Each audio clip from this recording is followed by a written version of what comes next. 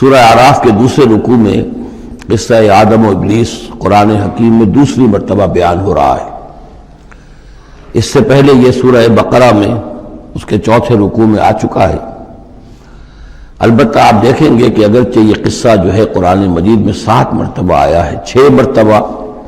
مکی صورتوں میں اور 1 مرتبہ مدنی صورت میں، لیکن یہ کہ ہر جگہ کوئی نہ کوئی بات نئی ہے، اس لیے کہ جس دور سے بھی یہ تحریک جو ہے حضور کی دعوت کی گزر رہی تھی، اس دور کے حوالے سے کچھ چیزیں جو ہیں وہ ہر جگہ پر آپ کو مزید نمایاں ملیں گی۔ اب مثلاً اس رکوع کے شروع میں ہمیں وہ عظیم آیت ملی ہے کہ جس میں جمع کا صیغہ اختیار کیا گیا ہے، وَلَقَدْ خَلَقْنَاكُمْ ثُمَّ صَوَّرْنَاكُمْ ثُمَّ قُلْنَا لِلْمَلَائِكَةِ اسْجُدُوا لِآدَمَ فَسَجَدُوا إِلَّا إِبْلِيسَ، اس کے بارے میں پچھلی مرتبہ میں عرض کر چکا ہوں۔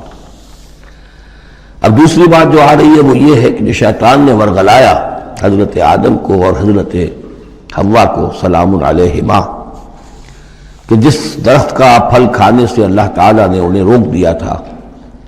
کسی طریقے سے ورغلا کر انہیں اس درخت کا پھل کھانے پر آمادہ کر لیا، اس کے لیے لفظ آیا فوسوس لہما۔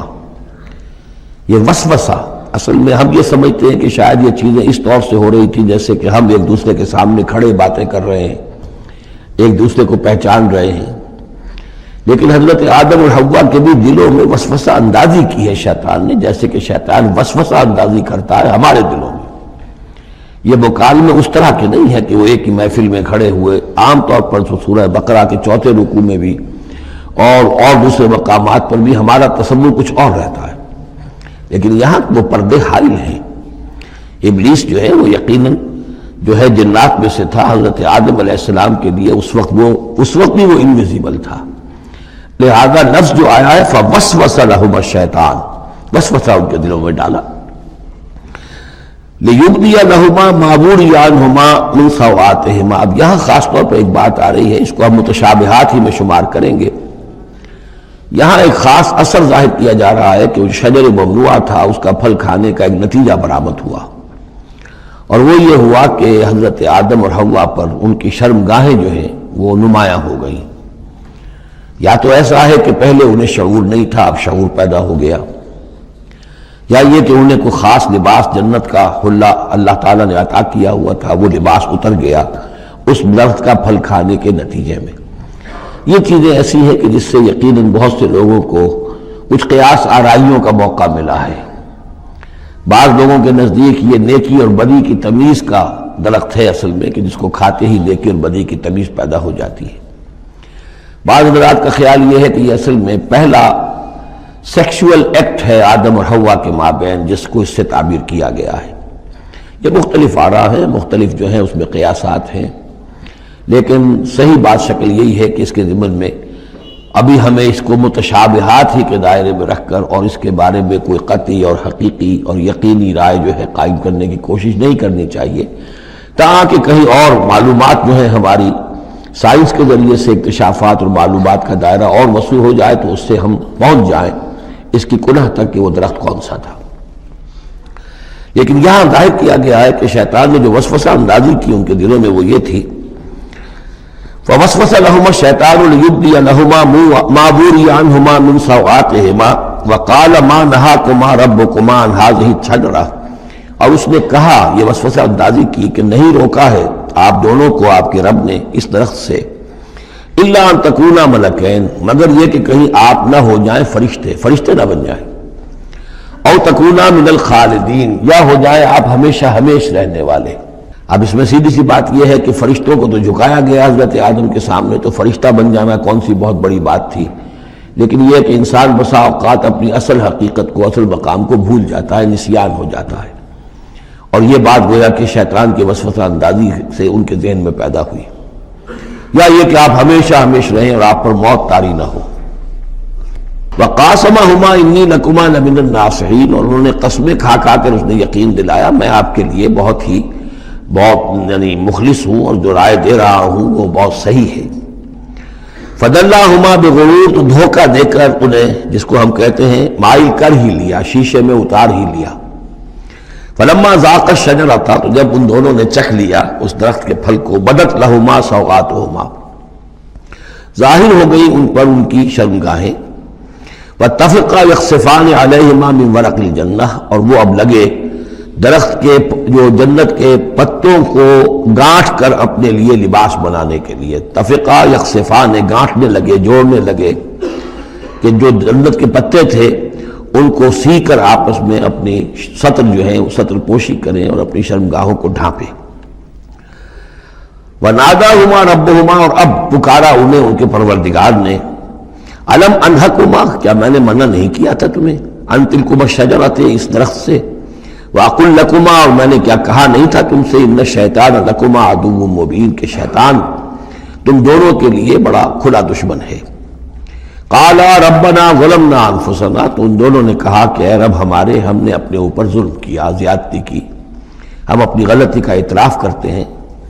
وَإِن لَّمْ تَغْفِرْ لَنَا وَتَرْحَمْنَا لَنَكُونَنَّ مِنَ الْخَاسِرِينَ، اور اگر تو نے ہمیں معاف نہ فرما دیا اور ہم پر رحم نہ فرمایا تو ہم تو تباہ ہونے والوں میں ہو جائیں گے۔ یہاں ایک بات اور نوٹ کر لیجئے، ایک تو یہ کہ یہاں کہیں بھی ایسا اشارہ نہیں ہے کہ ابلیس نے یہ وسوسہ ابتداءً حضرت حوا کے دل میں کیا۔ عام طور پر ہمارے ہاں جو کہانیاں مشہور ہیں وہ یہ ہے کہ حوا جو ہے ذریعہ بنی ہے حضرت آدم کو بھی گمراہ کرنے کا، وہ اشارہ نہ سورہ بقرہ میں اس کا ہے نہ یہاں ہے، بلکہ جمع کوئی جو تثنیہ کا صیغہ ہے مسلسل چل رہا ہے، ان دونوں کے لیے معاملہ ہے، بیک وقت ہے۔ تو یہ اصل میں جو عیسائی دنیا میں تصور پیدا ہوا ہے کہ عورت فی نفس ہی برائی کی مظہر ہے، ایو سے ایول، ایو حوا اور ایول بری شے، یعنی عورت فی نفس ہی برائی کی جڑ ہے۔ چونکہ ان کے ہاں رہبانیت پیدا ہوئی، شادی نہ کرنا جو ہے وہ گویا کہ اعلیٰ روحانی زندگی کے لیے شرط قرار پایا، عورت سے قرب اور تعلق جو ہے وہ بڑی گھٹیا بات، دنیا داری کی زندگی، حیوانی زندگی قرار پائی۔ تو یہ تصورات قرآن میں کہیں نہیں ہے، یہ تو جیسے کہ آدم کا معاملہ تھا ویسے ہی حوا کا معاملہ تھا، اور شیطان نے دونوں کو ورغلایا ہے اور دونوں نے اللہ سے معافی مانگی ہے۔ دوسرے یہ کہ یہاں نوٹ کر لیجئے کہ یہاں یہ بتا دیا گیا کہ وہ الفاظ کیا تھے۔ وہاں سورہ بقرہ میں ہم پڑھا آئے فَتَلَقَّى آدَمُ مِن رَبِّهِ كَلِمَاتٍ فَتَابَ عَلَيْهِ، حضرت آدم کے دل میں جو ایک سخت پشیمانی کے جذبات پیدا ہوئے تو اس کے لیے الفاظ خود اللہ تعالیٰ نے تلقین فرما دیے، اور وہ الفاظ یہ ہیں ربنا ظلمنا انفسنا وان لم تغفر لنا وترحمنا لنكونن من الخاسرین قال اهبطوا بعضكم لبعض عدو، اور اللہ نے فرمایا کہ اب اترو یہاں سے۔ حبوط کے بارے میں گفتگو میں سورہ بقرہ میں کر چکا ہوں، تم ایک دوسرے کے دشمن ہوگے، عداوت جو ہے وہ چل رہی ہے، شیطان اور اس کی ذریت اور حضرت آدم کی اولاد اس کے مابین تو سب سے بڑی دشمنی ہے، مستقل دشمنی ہے۔ باقی یہ ہے کہ انسانوں کے اندر بھی آپس میں دشمنیاں چلتی ہیں۔ وَلَكُمْ فِي الْأَرْضِ مُسْتَقَرٌّ وَمَتَاعٌ إِلَىٰ حِينٍ، اور اب تمہارے لیے زمین میں ٹھکانہ ہے اور ساز و سامان ہے، ضرورت کی چیزیں ہیں، إِلَىٰ حِينٍ، ایک وقت معین تک کے لیے، یہ ابدی نہیں ہے، ہمیشہ کے لیے نہیں ہے، ایک خاص وقت تک کے لیے اب تمہیں وہاں رہنا بسنا ہے، اور وہاں رہنے بسنے کے لیے جو ضروری چیزیں ہیں وہاں فراہم کر دی گئی ہیں۔ قال فیہا تحیون وفیہا تموتون ومنہا تخرجون، ساتھ یہ بھی فرما دیا کہ اب اسی زمین میں تم رہو گے اور اسی میں تم مر کر داخل ہو جاؤ گے، فیہا تموتون، اسی میں مرو گے، ومنہا تخرجون، اور اسی میں سے تمہیں دوبارہ نکال لیا جائے گا بعث بعد الموت۔ یا بنی آدم قد انزلنا علیکم لباسا یواری سوآتکم وریشا، اب یہاں ایک جو یعنی ایک راہبانہ تصور ہی، الٹا قسم کا راہبانہ تصور جو ہے یوں سمجھیے کہ پیدا ہو گیا تھا عرب کے لوگوں میں بھی۔ وہ سمجھتے تھے جیسے آج بھی دنیا میں نیوڈسٹ سوسائٹیز جو ہیں وہ کہتے ہیں لباس ایک تکلف ہے، خامخواہ ہے، جب انسان کو اللہ نے پیدا کیا تو کوئی لباس نہیں ہوتا، پھر حیوانات کا کوئی لباس نہیں ہے، یہ خامخواہ ایک تکلف ہے انسان نے جو اپنے لیے اختیار کر دیا ہے۔ عرب میں یہ رواج پڑ گیا تھا کہ مادر زاد برہنہ ہو کر مرد اور عورتیں طواف کرتے تھے خانہ کعبہ کا، اور یہ گویا کہ بڑا اونچا کام تھا، گویا کہ ہر تکلف سے، یعنی بہرحال اب بھی ہم طواف کرتے ہیں تو صرف 2 چادریں ہوتی ہیں، انہوں نے کہا کہ وہ چادروں کا تکلف بھی کیا کرنا ہے، بس جیسا بھی اللہ نے پیدا کیا ہے مادر ذات برہنہ مرد اور عورتیں جو ہیں وہ طواف کرتے تھے، اور اس کو بڑا نیکی کا کام سمجھتے تھے، بہت یوں سمجھیے کہ اپنی یعنی سیلف اینیہیلیشن یا اپنی نفی ذات جو ہے اس کا بہت بڑا مظہرہ تھا. اب اس کی یہاں تردید ہو رہی ہے. یا بنی آدم، آدم کی اولاد، قد انزلنا علیکم لباسا، ہم نے تم پر لباس اتارا ہے، یواری سوآتکم، جو تمہارے شرمگاہوں کو ڈھانپتا ہے، وریشہ، اور تمہارے لیے آرائش کا سبب بنتا ہے، زیبائش اور آرائش کا. لباس التقوی ذالک خیر، اور اس سے اوپر پھر ایک اور لباس ہے، اور وہ لباس ہے تقوی کا لباس. ظاہر ہے کہ وہ سب سے بہتر ہے. اگر تقوی کا لباس نہیں ہے تو بسا اوقات اور انسان لباس پہن کے بھی ننگا ہوتا ہے، اتنا تنگ لباس کہ اس میں جسم کے سارے نشیب و فراز ظاہر ہو رہے ہوں، یا اتنا باریک لباس عورتوں کا کہ جس میں وہ جسم اندر سے جھلک رہا ہو، تو وہ لباس پہنے ہوئے بھی، جیسے کہ حضور نے فرمایا، اللہ تعالیٰ لعنت فرمائے ان عورتوں پر جو لباس پہن کر بھی ننگی رہتی ہیں. تو لباس التقوی ذالک خیر، ایک اور اضافی جو ہے وہ تقوی کا ہے، شرم ہو، حیا ہو، تقوی ہو. ذالک من آیات اللہ لعلہم یذکرون، یہ اللہ تعالیٰ کی آیات میں سے ہے تاکہ یہ لوگ نصیحت اخذ کریں. یا بنی آدم لا یفتننکم الشیطان، اے بنی آدم دیکھو تمہیں شیطان اب نہ بچلانے پائے، نہ دھوکہ دینے پائے، نہ فتنے میں ڈالنے پائے. کما اخرج ابویکم من الجنہ، جیسے کہ تمہارے دونوں ماں باپ جد امجد اور اما حوا کو اس نے نکلوا دیا تھا. کما اخرج ابویکم من الجنۃ، جنت سے، ینزع عنہما لباسہما، اور وہ ان سے اتروا لیا تھا اس نے ان کا لباس جنت کا، لیریہما سوآتہما، تاکہ دکھائے انہیں، ان پر عیاں کر دے ان کی شرمگاہیں. انہ یراکم ہوا وقبیلہ من حیث لا ترونہم،